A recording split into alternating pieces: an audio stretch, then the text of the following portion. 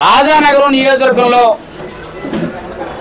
ఇవాళ గత 5 సంవత్సరాలుగా అవినీతి సామ్రాజ్యానికి రాజాగా చక్కంపూడి రాజా అనే వ్యక్తి 5 సంవత్సరాలు కూడా రాజానగరం నియోజకవర్గాన్ని అన్ని రకాల అక్రమాలు, దౌర్జన్యాలు, భూ కబ్జాలతో దోసేసి ఇవాళ ఎక్కడి నుంచో పక్క నియోజకవర్గం నుంచి వచ్చి మా నియోజకవర్గంలో పరిపాలన చేసి మా కులాల మధ్య,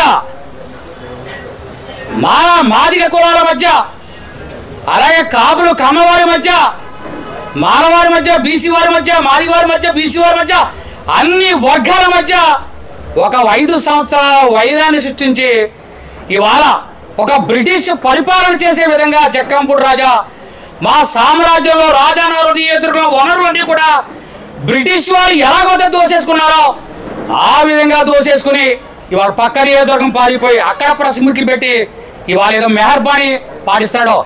రాజా గుర్తు పెట్టుకో, రాజానగరం నియోజకవర్గంలో చెప్పులతో కొట్టే రోజు త్వరలో రాకపోతుంది. ఎందుకంటే ఏ నియోజకవర్గంలో నువ్వు అధికారం తెచ్చుకొని మత వ్యక్తులు కొట్టుకుని కులాల మధ్య కుమ్ములాట్లు పెట్టి ఇవాళ అక్రమాల కేసులు బనాయించి రౌడీ సీట్లు బనాయించి ఇవాళ మా నియోజకవర్గంలో అన్ని రకాల జనాభాని ప్రముఖమైన నాశనం చేసిన వ్యక్తి నువ్వా కాదని అడుగుతున్నా. దీనికి దమ్ముంటే నువ్వు సమాధానం చెప్పగలవా? ఇవాళ సీతారామ మండలం చూసుకుంటేనట్లయితే కాక శిరోమండలం చేసే దళితుడిని గుండు కొట్టేసిన వ్యక్తి కాదని అడుగుతున్నా. అలాగే రాజానగరం మండలంలో బీసీలపై రాడ్డు దాడి చేయించావయ్యా నువ్వు. ఇవాళ అతను చనిపోయి బతికేడు. ఇవాళ ఒకటి కాదు, కోరుకొండ మండలంలో ఎంతో మంది బ్లేడ్ బ్యాచ్లతో రక్తం ఇవ్వలేదని బ్లేడ్ బ్యాచ్ గంజాయి బ్యాచ్ కుర్రోలతో దాడి చేయించిన వ్యక్తి కాదని అడుగుతున్నా. ఏ సిగ్గు పెట్టుకుని మళ్ళీ నువ్వు రాజానగరం నియోజకవర్గంలో ప్రెస్ మీట్ పెడుతున్నావు అని చెప్పేసి ఒక జన సైనికుడు అడపాల్సిన వస్తు అడుగుతున్నా. నువ్వు దోసేసిన సొమ్ము ఆవ భూమిలో ఎంత దోసేసావు, అలాగే నన్న యూనివర్సిటీలో ఎంత దోసేసావు. ఇవాళ ఇళ్ల స్థలాల పేరు చెప్పి పరికమాలి పట్టాలు ఇచ్చి నువ్వేమో 3 అంతస్తుల బిల్డింగ్లు పెట్టుకున్నావు. అసలు బుద్ధి ఉండి మాట్లాడుతున్నావా, బుద్ధి లేకుండా మాట్లాడుతున్నావా చక్కంపూడి రాజా? నిజంగా రాజానగరం నియోజకవర్గంలో ఇవాళ చూసుకున్నట్లయితే కనుక భక్తుల బలరామకృష్ణ ఫ్యామిలీ స్థానికుడు కొట్టే మగాడికి ఎవరు వాడు ఈ నియోజకవర్గంలో? భక్తుల బలరామకృష్ణ వ్యక్తి కాదు, శక్తి. దీని వెనకాల సైన్యమే ఉందిరా. ఏమనుకుంటున్నాడు? ఈ సైన్యం జోలికి వస్తే రాజానగరం నియోజకవర్గంలో చెప్పులతో కొట్టి తరుగు కొడతాం. గుర్తుపెట్టుకో. ఏటో ఆళ్ళ పక్కన పెట్టుకు ప్రెస్ మీట్లు పెట్టి మాట్లాడతాం అనుకున్నామో, భయపడేది లేదు. బొచ్చు కాదు కదా మా భక్తుల బలరామకృష్ణ సిటీకి వెంటి కూడా పేగలేవు. బాగా చూసుకో. యుద్ధం మొదలు పెట్టాం. ఎందుకంటే నువ్వు 6 నెలల నుంచి ఏదో పనికిమాల ప్రెస్ మీట్లు పెట్టి మాట్లాడుతున్నావు. మా ఎమ్మెల్యే గారు ఎందుకులే, అతను ఏదో ప్రెస్టేషన్ ఉన్నాడు పోనేయాలని చెప్పేసి వదిలేసాడు. కానీ మొన్న ఇప్పుడు కూడా నీ గురించి ప్రెస్ మీట్ పెట్టలేదైనా. ఏదో ఆ రోజు మన ఏదో కార్యక్రమం చేసాం, స్వచ్ఛ భారత్ కార్యక్రమం చేస్తే మేము వీధులు తుడుస్తున్నాం. అలాగే నిన్ను కూడా నువ్వు చేసి పనికిమాలైన నోటి మాటలు తుడిసేని ఉద్దేశంతో మాట్లాడాడు. ఈరోజు ఇవాళ నీ ఫ్యామిలీ ఏదో అంబేద్కర్ కుటుంబం నుంచి వచ్చినట్టు మహానుభావుడు అంబేద్కర్కి ఇవాళ మేమందరూ కూడా ఇవాళ ఇలా ఉన్ని ఇలా ప్రెస్ ముందు కానీ ఈ మీడియా సోదరుల ముందు కానీ మాట్లాడుతున్నాం అంటే ఇవాళ అంబేద్కర్ పెట్టిన మాకు భిక్షే, రాజ్యాంగ భిక్ష. ఇవాళ అలాంటి రాజ్యాంగ నిర్మాత అంబేద్కర్తో ఆయన ఓడిపోయాడు. నువ్వు ఓడిపోతావు. నువ్వేం చేసావని అసలు అంబేద్కర్ మాట్లాడుతావు? నువ్వు నిజంగా ఇవాళ దళిత సోదరులకి అంబేద్కర్కి మాకేద్దరు కూడా నువ్వు ఉన్నావు అనేది కూడా గంట ముందు క్యాచ్ చేసే వ్యక్తి మహానుభావుడు భక్తుల బలరామకృష్ణ గారు. ఖచ్చితంగా రేపు రాబోయే రోజుల్లో పంచాయతీ ఎంపీడీసీ ఎన్నికల్లో కూడా మేము విజయకేతనం ఎదురిస్తాం. నీకు నిలబడతా క్యాండిడేట్లు కూడా ఉండరు. కానీ ఏ విధంగా అయితే నువ్వు మళ్ళీ రాజానగరం నియోజకవర్గంలో రాజకీయాలు రెచ్చగొట్టి మళ్ళీ రాజానగరం నియోజకవర్గంలో నేను ఉండాలనుకుంటే కనుక నీ పక్కన ఉన్న బ్లేడ్ బ్యాచ్ గంజాయి బ్యాచ్కి చెప్తున్నాను, ఎవరిని కూడా ఉపేక్షించేది లేదు. ఉతుకు ఆరేసేస్తాం. బాధ్యత జన సైనికులు ప్రతి గ్రామాల్లో బలమైన సైన్యం ఉంది. మాకు మా జన సైనికులకి అన్నదమ్ముల్లాగా తెలుగుదేశం ప్రభుత్వంలో నాయకులు ఉన్నారు, అలాగే బీజేపీలో కూడా ఉన్నారు. మేము సాన్నిధ్యంగా నడుతున్నాం. మా మధ్య చిచ్చు పెట్టి ఏదో నీ ఉనికి నిలబెట్టుకోవడం కోసమే నువ్వు రాజకీయాలు ప్రెస్ మీట్లు పెడుతున్నావు తప్ప నీ ప్రెస్ మీట్లో పసలేదనే విషయం కూడా నీకు అర్థమవుతుంది. ఇవాళ పేపర్ మిల్ గురించి మాట్లాడుతున్నావు. ఏం మాట్లాడుతున్నావు పేపర్ మిల్ గురించి? పేపర్ మిల్లో నువ్వు ఉద్యమాలు చేసుకుని ఏదో పనికి మళ్ళీ ఉద్యమాలు చేసి దండుకున్నావు అనే విషయం అందరూ చెప్పుకున్నారు. ఇవాళ మా నాయకుడు అధికారంలోకి వచ్చాక పేపర్ మిల్లో ఒక యూనియన్ స్థాపించాడు. ఆ యూనియన్ అంతా కూడా మా రాజనగరం నియోజకవర్గంలో వర్క్ చేసే టీం అంతా కూడా యూనియన్లో ఎలా ఒక సంఘం జనసేన అనేది ఒక యూనియన్ ట్రేడ్ యూనియన్ కూడా నిలబెట్టాం. ఎంత గొప్ప ఇదిగా మేము భావిస్తున్నాం అంటే మంచి ఆలోచనతో పోతున్నాం. దీన్ని ఇచ్చేయాలని చూడకో. ఖచ్చితంగా ఇక్కడి నుంచి మేము మళ్ళీ నీకు ఏం కౌంటర్ ఇవ్వం. నువ్వు 10 మంది 1000 మందితో మాట్లాడుకో, మేము వెంట్రుతో సమానం. మేము మాట్లాడడం అవసరం లేదు. మా టైం వేస్ట్ మాకు. మేము ఎందుకంటే నువ్వు ప్రెస్ మీట్లు పెడితే అపమానంలో కూర్చున్నామో మరి పరిపాలన జీరో చేద్దాం ఉండేమో. మా పరిపాలన ఇప్పుడు జరిగిపోతుంది. మాకు స్టాఫ్ ఉన్నారు. మా బలరామకృష్ణ చాలా తెలివైన డిపార్ట్మెంట్ పని చేస్తుంది.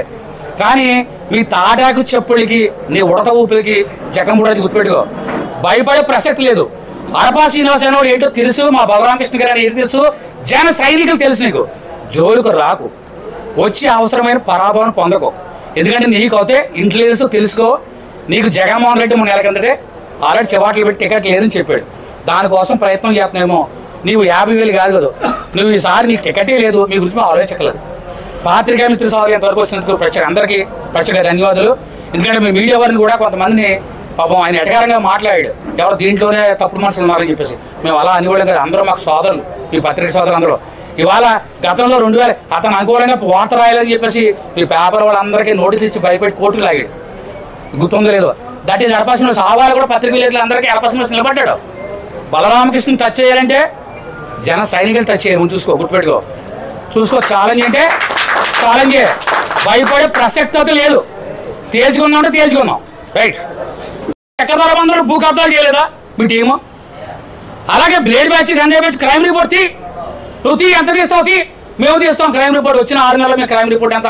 మీ క్రైమ్ రిపోర్ట్. ఇప్పుడు కూడా మా బలరామకృష్ణ గారు ఏ గొడవ లేకుండా రాముడు పరిపాలన ఏ విధంగా చేయాలో రాజానగరం నుంచి అలాగే పరిపాలన చేద్దాం అనుకున్నాం. కానీ ఇప్పుడు ఏం జరిగిందంటే గత నెల రోజుల్లో మీ పార్టీ ఇంటెలిజెన్స్ రిపోర్టు జక్కంపూడి రాజా ఫ్యామిలీకి టికెట్ ఇవ్వట్లేదు అనేది రిపోర్ట్ పైకి వెళ్ళింది జగన్మోహన్ రెడ్డికి. ఇప్పుడు నీకు ఎప్పుడైతే ఇంటెలిజెన్స్ రిపోర్ట్లో జక్కంపూడి రాజాకి ప్లేస్ స్థానం పోతుందో తెలిసిందో మళ్ళీ నువ్వు అందరినీ పోగు చేసుకుని నేనున్నాను అని ప్రెస్ మీట్లు పెట్టి ఏదో ఆ పక్కన పాపం మా సోదరుడు దళిత సోదరులు, బీసీ సోదరుని అందరి సోదరుని చూసుకున్నాం. కానీ రాజానగరం నియోజకవర్గంలో రేపు నీకు టికెట్ రావట్లేదు. తెలుసా? నీకు టికెట్ రావట్లేదు. నీ పక్కన ఎవరైతే కూర్చున్నారో బీసీ సోదరుడు కోటి, ఎస్సీ సోదరుడు కోటి. ఏంటి రిజర్వేషన్? ఒకవేళ ఏదైనా కమ్యూనిటీ ప్రకారం టికెట్లు ఇవ్వాలంటే వాళ్ళిద్దరికీ 3 టికెట్లు వచ్చేలా ఉన్నాయి. రేపు పొద్దున ఆలింది నాయకులు. అంటే నువ్వు బత్తులు బలరామకృష్ణ గారిని థర్డ్ క్రేజ్ నాయకుడు అన్నావు, థర్డ్ క్యాడర్ నాయకుడు అన్నావు. అంటే నీతో పోటీ చేసి నగ్గినోళ్ళు కూడా థర్డ్ క్యాడర్ నాయకులేనా? అంటే రేపు పొద్దున నీ పక్కన ఉన్న వాళ్ళు ఇద్దరు కూడా మీ పార్టీ మీ పక్కన వచ్చేసి ఇద్దరు టికెట్ వచ్చిందనుకో, నీ పక్కన దళిత సోదరుడు, బీసీ సోదరుడు కూర్చున్నారు. అలా టికెట్లతో రేపు కూడా థర్డ్ క్యాడర్ నాయకులు వాళ్ళు కూడా తప్పుడు మాటలు మాట్లాడకు. థర్డ్ క్యాడర్ సెకండ్ క్యాడర్ అని కాదు. మనం ప్రజలకు ఏం చేస్తాం, ప్రజలు మనకి ఏం గుర్తించారు? ఎందుకంటే రాజానగరం నియోజకవర్గంలో ఇవాళ ప్రజలందరూ కూడా ఈ జక్కంపూడి రాజా అనే వ్యక్తితో మనం పడలేకపోతున్నాము, ఇవన్నీ పెరిగిపోయి ఖచ్చితంగా రాజాను ఓడించాలని చెప్పేసి ప్రజలందరూ వచ్చి ఓట్లేసారు. ఇవాళ మీ వైసీపీ నాయకులు చాలా మంది ఓట్లేస్తేనే అంత మెజార్టీ వచ్చింది. ఇవాళ పట్టుమని నువ్వు ఎక్కడికి వెళ్ళినా కానీ ప్రెస్ మీట్ పెడితే నీ పక్కన జనం ఓడట్లేదు. అందుకే నువ్వు రాజమండ్రిలో ప్రెస్ మీట్ పెట్టుకున్నావు. ఎందుకంటే రాయనగరంలో నీ దగ్గరికి ఎవరు రావట్లేదు.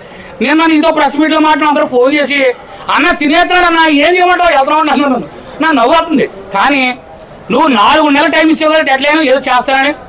4 నెలల్లో బాంచేత మీ పార్టీలో చాలా మంది, మా పార్టీలు ఇప్పుడు చెప్తున్నా, వైసీపీ నుంచి రాజానగరం నియోజకవర్గంలో 2000 మంది త్వరలో జాయినింగ్ 4 నెలలకు. కాసుకో, నువ్వు ఏదైనా దమ్ముంటే కనుక ఆపుకో. ఈ వైసీపీ నాయకులే నీ పక్కన ఉన్న నాయకులు ఎంతమంది వస్తారో నీ ఏదో ఎంతమంది నాయకులు చూస్తూ ఉండు. అంతేగాని బత్తుల బలరామకృష్ణ మీద ఏదో ఆరోపణలు చేస్తే భయపడిపోతారనుకుంటున్నామో. బత్తుల బలరామకృష్ణ ఎలక్షన్ ముందే జరగలేదు నీకు. నేను ఆఫ్టర్ వింటర్తో తీసేసాం ఎలక్షన్ ముందు మేము, గుర్తుందో లేదో ఆడియో వీడియో విను తెలుస్తుంది. ఇప్పుడు అధికారం ఉన్నాం, అలాగని మేమేదో దౌర్జన్యం చేసి రాజకీయం చేయట్లేదు. ప్రజల మన్నలు మాకున్నాయి, మాకు స్నేహితులు ఉన్నారు. ఇవాళ మాట్లాడుతూ తెలుగుదేశం నాయకులు జనసేన నాయకులు ఎదురు వాపోతున్నారు అంటారు. అది బాబాయ్ ఎంతమంది వాపోతున్నారు ఎదురు నాయన? మేము ఏం చేస్తామని, మేము ఎవరిని ఏం చేస్తామని బాగుపోతున్నారు? తెలుగుదేశం, జనసేన, బీజేపీ 3 ఎన్డీఏ కూటమి కలిసే ఉంటుంది ఖచ్చితంగా. నువ్వు ఎందుకంటే ఎలక్షన్ ముందు కూడా నేను గమనించాను, బత్తుల బలరామకృష్ణ గారి టికెట్ రాదంట అని బత్తుల బలరామకృష్ణ గారి దగ్గర మనుషులు పంపించడం, అలాగే బొడ్డు గారు మీకు టికెట్ రాకపోతే కానీ మాకు చెయ్యాలని ఇలాంటి సన్నగిల్లుడు గోగుడు కార్యక్రమాలు ఎలక్షన్ ముందు చేసావు. నేను ఎవ్వరూ నమ్మే విషయంగా లేరు. ఎన్డీఏ కూటమి సమిష్టంగా ఉంటుంది. ఎందుకంటే బొడ్డు గారు, బలరామకృష్ణ గారు అన్నదమ్ముల్లాగా నడుస్తున్నారు. బీజేపీ కూడా పేరెంట్స్ అందరూ కూడా సమానంగా నడుస్తున్నాయి. మాకు చూసావా, మాకు అన్ని సవ్యంగా అన్నీ జరుగుతున్నాయి. రేపు పొద్దున్న రాబోయే రోజుల్లో కూడా పంచాయతీ ఎంపీడీ సెలక్షన్ కూడా మేము కొడతాం. నీకు రాజానగరం నియోజకవర్గంలో ఇంకా స్థావు లేదు. ఒక మాట్లాడుతూ ఇంకో మాట అన్నారు రాజా గారు, ఏంటంటే రాజానగరం నియోజకవర్గం 2 ఓట్ల మెజార్టీ, రాజమండ్రి రూరల్ 2 ఓట్ల మెజార్టీ, సిటీ 2 ఓట్ల మెజార్టీ అన్నావు. అసలు రాజానగరం రాజమండ్రి కడియం పోవడానికి నువ్వే కారణం. ఇవాళ 3 వేలు పెట్టడం వల్లే 3 నియోజకవర్గాలు పోయి ఎన్డీఏ కూడా 3 వచ్చేసినాయి. మీరు ఈసారి పోటీ చేయడానికి మన జిల్లాలో అది ఎక్కడ స్థానమే లేదు. బైబరికేషన్లో కూడా టికెట్ లేదు. మీరు ఆశపడద్దు, నీ వెనకాల ఇంకెవ్వరూ రారు. త్వరలో వైసీపీ ఖాళీ అవబోతుంది. వైసీపీ సోదరులు కూడా మాతోనే ప్రయాణం చేస్తున్నారు. ఎందుకంటే బలరామకృష్ణ యొక్క